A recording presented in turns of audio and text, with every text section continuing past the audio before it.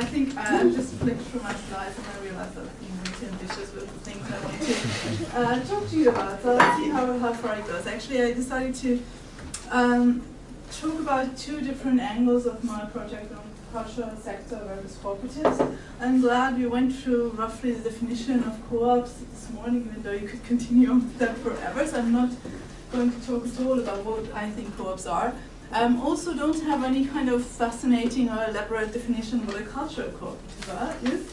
That's a question I usually get, and my answer is it's pretty simple. Any kind of cooperative that works in the cultural sector, very broadly defined, from the more obvious one, media, film, TV, arts, design, to architecture, technology, software, so really broad. I would include anyone who wants to be a cultural co-op, really. Okay, so two angles, as I said. The first one is the angle of work in the cultural sector, and it has been brought up this morning already quite a lot about the precarity of working conditions these days, and definitely the cultural sector is a prime example of very precarious and insecure and individualized working conditions. And what you find in the cultural sector particularly is this kind of, on the one hand, people feel love for their work, they experience it as very pleasurable, as fulfilling.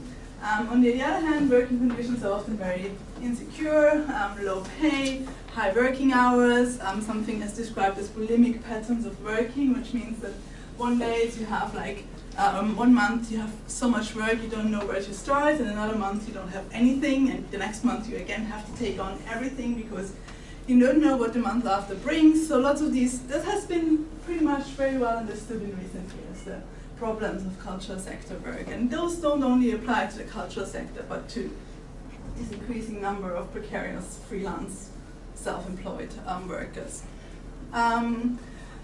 What is important, I think, is that these two things, the pleasure for one's work and the precarious working conditions, they don't just exist alongside each other, but they kind of, well, it's partly the experience of love and pleasure in work that drives people to accept bad working conditions. So I have bad working condition, bad pay, long hours, but at least I'm able to do what I love. Yeah, and so there's lots of like management textbooks in recent years that tell these kind of young creative freelancers that all they need to do in order to survive these very precarious working lives is to find their passion, make it into a career. They will never work a day again in their life, so escape this precarious work environment by just finding something you love. It won't feel like work. But the second step is also, once you've found what you love, you're also going to work. You're also going to make lots of money. Yeah? So it's just, the trick is just finding what you love. So people have criticized this kind of do what you love work doctrine, saying like nothing makes exploitation go easier down than convincing people that they're actually doing what they love. And I find like I have this like Marx quote that I find quite telling in this context, because he says, like, it's just different context, but he says, she describes here capital as an animated monster which begins to work as if its body were by love possessed. And in a way that describes pretty much what is happening here, because do what you love promises an escape from work. It promises an escape from precarious, alienated work. But what it does actually is it ties workers to a life that relentlessly evolves around work. The work of finding work, the work of finding out what one's passion is, what one wants to do, and then making it work. And the downside of that is also, if it doesn't work, it was your own fault. Because you didn't try hard enough and you didn't find your true passion and the real thing you want to do, because if you had, you would have succeeded. And so it's, in a way, it's kind of a narrative that is very dominant in today's work culture that transfers, as you could say, the battleground from society onto the self. So it's like something wrong with me rather than something wrong with society while my career isn't working out. And I have to work on myself, I have to find my passion and so on. I have to build my networks, I have to build my career to succeed. All right, and so that's kind of where I started being interested in co-ops from there. Co-ops is a way of shifting the battleground back from the self onto society, from the question how can we change the ways we work rather than just changing on a societal level, rather than just changing individuals. And so I see co-ops in the context of union politics, what can they mean today, in the context of other social movements, protests and so on. And I think that is really crucial here, and probably comes back to the question you asked in a kind of bigger picture, that co-ops can't be seen isolated. Yeah? So it's not just co-ops. It always depends on co-ops in the context of what other movements and how are they used and how are they employed and how are their relations with other progressive kind of politics. I think that's the same. Like there's a recently discussion about basic income, guaranteed basic income. Some people say it's actually like a right idea because it lowers taxes and all these kinds of ideas. And again, like same here. Like these ideas always need to be understood in the context of bigger political movements, social groups, and social changes, not just as co-ops, or just as guaranteed basic income, so just as a freelancers union or just as a social enterprise. So while it makes sense to distinguish them, and I've been studying co-ops a lot, but I just focusing just on co-ops, but I feel they need to be understood in that context.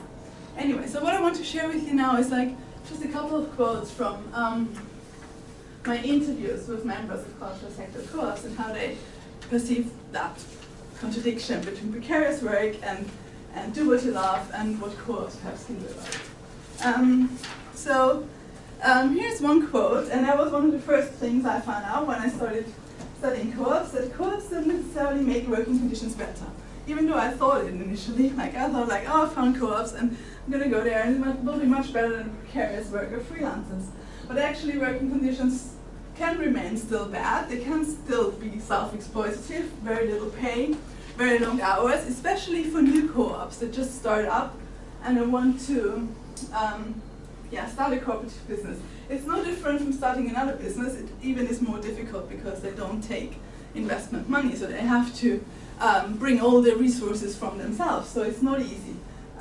But at the same time, as you can see in the second part of this quote, at least it is ours, we decide how we want to work and we don't bully each other. So it's this sense of ownership and this sense of control, which seems really important in this context of very precarious work. So even though it might still be precarious in a co-op in the sense of income and working hours, at least there's a sense I'm not in it alone, I'm doing it with others, and it's not, the pressure is not just on me, but on my colleagues, and I can still have meaningful social relations with my peers in the co-op rather than a competitive relationship with other freelancers. Yeah? So I think these values, even though, and of course, there are lots of co-ops for which it works perfectly fine and they can pay themselves and it's all good. But there are also co-ops, especially at the start, for whom it is really hard.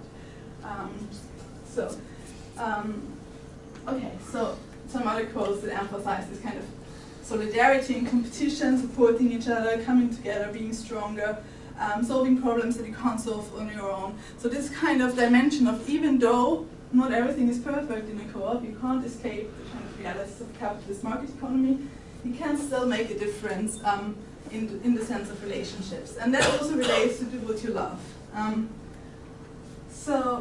There's a kind of an awareness within co-ops I actually found, especially cultural co-ops, against this idea of because it is arts, because it's media, because it's culture, it is something you're supposed to love, and that's why you shouldn't talk about money.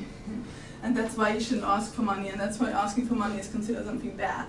And so I think co-ops offer a structure for cultural sector workers to bring these debates back and to say, okay, we are also workers, we're not just like hobby artists, so like it's not just fun, it's our work, and that brings the platform back based on which you can talk about money and ownership and so on. And the do what you love bit, what I found quite interesting is that usually when people do research on cultural sector work, the key thing that they come up with is that people feel super passionate about their work, about the product they're producing, their creative, whatever it is. And in co-ops, I found interestingly that people didn't just talk about passion for their work, for their individual work, but they talked about compassion for other people. And suddenly this kind of individualized passion is still there. They are super passionate people, but passion isn't perceived something as, I'm this creative genius, I'm going to create this brilliant product and I love it and I'm super passionate about my work and my thing and my career. It suddenly becomes something bigger. And so the second quote also, the first part is like a you shall do what you love statement where he says, it's the most likely way, so a co-op is the most likely way that they can create, so some people, why should they start a co-op? Because it's the most likely way they can create work where they get paid to do something they love, which is kind of the usual do what you love rhetoric, but then and where the work actually has a positive impact on the world, on the environment, and on people. So it still is, it's not saying do what you love is something inherently bad. It's just, it's limited in the sense that it's very individualized, and the downside of individualism is self-blame, whereas cooperative passion is just more compassionate, more cooperative, and more collective. All right, so that was the first bit. How much time do I have left? 3 minutes. Okay, so I'm just gonna make a statement then, more than a. There's a brilliant banner which is actually done by Tatiana over here, and it hangs in Ceramic Studio Co-op.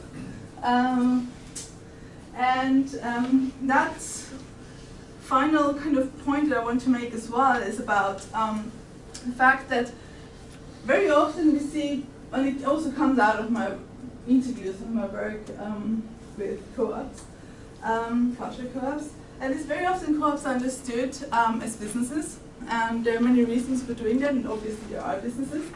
And there is a drive within the cooperative movement to kind of convince other people that co-ops are great and they're working really well and they're viable business models and so on. And often that turns into a situation where the kind of business benefits of co-ops tend to be overemphasized. So the kind of resilience, the fact that they're very productive, the fact that they can make lots of money, the fact that they work properly as a business. And actually what I found is that for most people, the reason why they're interested in co-ops is not because they wanted to start a business. Most of the time, the reason why people start co-ops is that they see that they want to make some change. For them, it's more like a political effort, a political project. And then it becomes a co-op because often they have to find a way to make money and how to survive for themselves as well.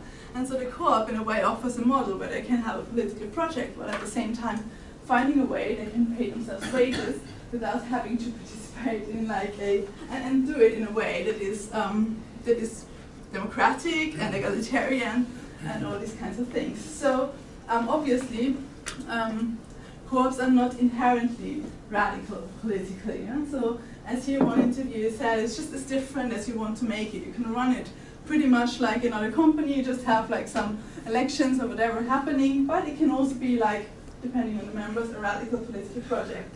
And I kind of found two ways in which co-ops at least can be political. And those relate to this one. Again, a quote from one of my interviewees, that it's really telling. I mean, it sums it all up. It's co-ops as part of a bigger political project, but also co-ops as a project that allows them to benefit their own lives in the immediacy. And I think that's exactly, that hits like the nail on the head. It's what makes co-ops so attractive to people. It's their own lives that can be changed, but by doing that, they also can affect bigger change. And I think these double dimensions, they are really important. Yeah, so I think then on the one hand, co-ops can be an active political practice through practicing democracy, through practicing collective ownership, but they can also be a means for political struggle. So also provide a platform that gives people more time to be concerned about the world around them. So as like I'm just going to say this one about the platform. Yeah. So co-ops can provide providing space for activist space. They can provide a platform from which change can come from. And also this recognition that the economy is just really important today in our lives. And so if you want to make change, often it can come through intervening in the economy and trying to do things in another way. So because it is so powerful, it's also a very powerful leverage point from which to make change. Yeah, so that's kind of a call for taking seriously and also celebrating more political dimensions of co-ops. And bringing those two elements together, I've tried to do in collaboration with a number of cultural sector cooperatives on our website. It's called it's cultural.coop, where we try to, on the one hand, provide a platform for visibility for cooperatives in the cultural sector, and also foreground and emphasize the political aspects of co-ops more than they are emphasized on other platforms. Yeah, feel free to check that out. I've done that in collaboration with OldGen and also with Blake House Filmmakers Cooperative, and we have like under the stories section like little videos of different cultural sector cooperatives. One of them is Tatiana's Ceramic Studio Co-op. Yeah, so feel free to have a look. Sorry.